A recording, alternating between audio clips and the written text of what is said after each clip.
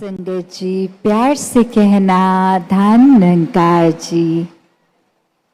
अभी जैसे सब देख ही रहे हैं, ये वर्षा, ये मौसम का उस तरह एक रूप।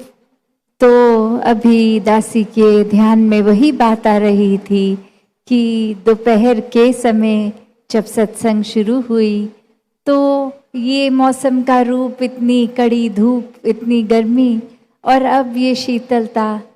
तो भक्त कभी भी एक ऊपरी मौसम के वजह से अपनी भक्ति को उस पे आधारित नहीं करते हैं। एक मन हर समय भक्तों का शीतल रहता है। एक मन में ये सुकून, चैन, सहजता, स्थिरता हर किसी के मन में होती है। तो परिस्थिति उसका असर एक नहीं छोड़ पाती। हर समय आनंद की अवस्था में ही भक्त रहते हैं, क्योंकि जब मन इस परमात्मा को देखकर ब्रह्म ज्ञान से ये निराकार के हर समय एहसास में रहता है, तो एक जीवन में फिर वो स्थिरता आनी एक बहुत ही स्वाभाविक हो जाती है। कैसे आज भी और पिछले 2 रोज से ये जो संदेश दिया, ये कोई सिर्फ कान रस नहीं था कि कोई भजन एक म्यूजिक की वजह से या कोई ताल ऐसी की तालियां साथ दे रही, पर ये चाहे स्पीच थी, एक कविता रूप था, एक भजन रूप था। एक संदेश तो यही कि अपने जीवन को जीते जी संवार लो। जीवन में इस परमात्मा की प्राप्ति से अपना कल्याण कर लो, और यही एक जीते जी भी फायदे का सौदा है।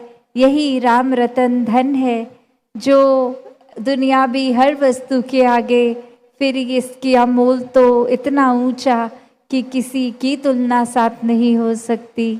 तो ऐसा जीवन भक्त हमेशा जीते जाते हैं।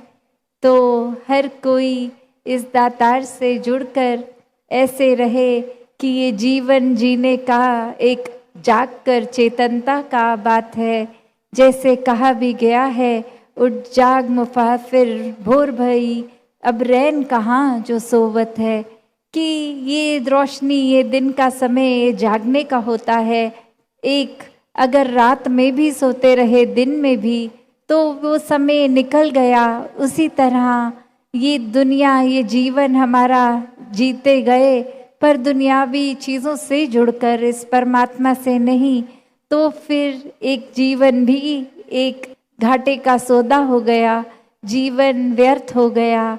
तो कैसे अपने जीवन में हर चीज़ जब इस परमात्मा के दर्शन करके, इसको रूबरू आमने सामने हर पल में हाजिर नाजिर देख के जीवन जिया जाता है, तो ही एक भक्तिमय जीवन होता है। क्योंकि जब इस परमात्मा से प्यार हो जाता है, फिर परमात्मा की बनाई हर चीज़ से ही होता है।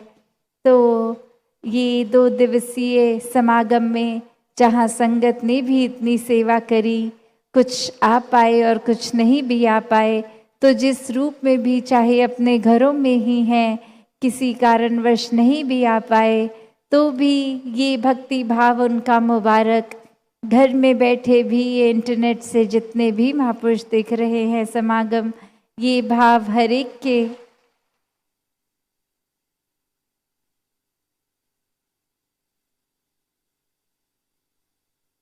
और वही भाव कि चाहे ये घड़ियां मिली जितनी भी सत्संग के लिए, ये घड़ियां मुबारक हैं।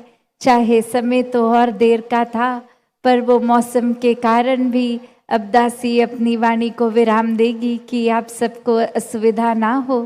तो सब इसी तरह जीवन भर अपने एक भक्तिमय जीवन को जिए, एक परमात्मा को पहले जानकर, फिर उससे प्यार करके, फिर उसकी भक्ति करके। तो ये जो उससे इसकी दूरी है कि वो भगवान नहीं, वो परमात्मा नहीं, ये परमात्मा, ये निराकार, तो ये जो दूरी है, ये जीते जी ये फासला तय कर ले। एक दूर नहीं, ये इतना निकट है।